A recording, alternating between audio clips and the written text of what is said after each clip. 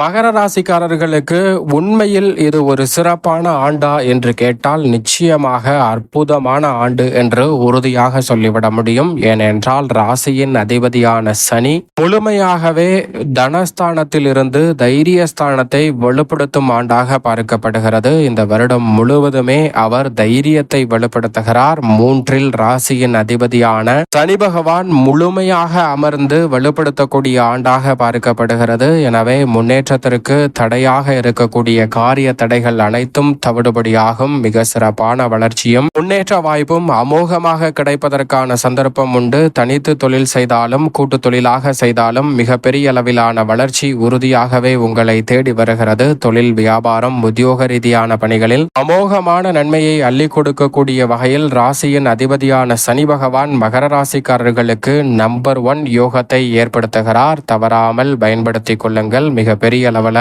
அற்புதமான வாய்ப்புகள் உங்களை தேடி வருகிறது என்பதில் சந்தேகமே வேண்டாம். அதே போன்று ராசியின் உச்ச அதிபதியான செவ்வாயும் உச்சபலம் பெறுகிறார். அதை தொடர்ந்து தனம் தைரியம் என பல இடங்களை வலுப்படுத்த போகிறார். எனவே செவ்வாய் உச்சபலம் பெறுவதோடு மட்டுமல்லாது அமோகமான அதிர்ஷ்டயோக வாய்ப்புகளை உருவாக்கி கொடுக்கும் ஒரு ஆண்டாக மாற்றி கொடுப்பதால் நிறைந்த மாறுதலும் முன்னேற்றமும் அற்புதமாக உங்களை தேடி வரப்போகிறது. இப்படிப்பட்ட இந்த வேளையில் முற்பகுதியில் மிக வலுவாக மோட்ச ஸ்தானம் என்று சொல்லக்கூடிய ருணரோக சத்ருஸ்தானம் ஆகிய 6ஆம் இடத்தில் வலம் வரக்கூடிய குரு பகவான் 7இல் நுழைகிறார். 7இல் உச்சபலம் பெறுகிறார். எதிர்பார்ப்புகளை பூர்த்தி செய்வதோடு அமோகமான நன்மையை உறுதியாகவே அள்ளி கொடுக்க போகிறாருங்க. எனவே சரியாக இந்த தருணத்தை பயன்படுத்திக் கொள்ளுங்கள். ரெட்டிப்பு நன்மையும் அமோகமான வளர்ச்சியும் உங்களுடைய வாழ்வில் அற்புதமாக கைகூடும் என்பதில் சந்தேகமே வேண்டாம். மிக பெரிய அளவிலான நல்ல வாய்ப்புகள் குருவின் அமைப்பால் நிறைவாக கிடைக்க போகிறது. தனஸ்தானத்தில் ராகுவும் அஷ்டமத்தில் கேதுவும் இருப்பது நிச்சயம் சாதகமற்ற அமைப்புதான். மகர ராசிக்காரர்களுக்கு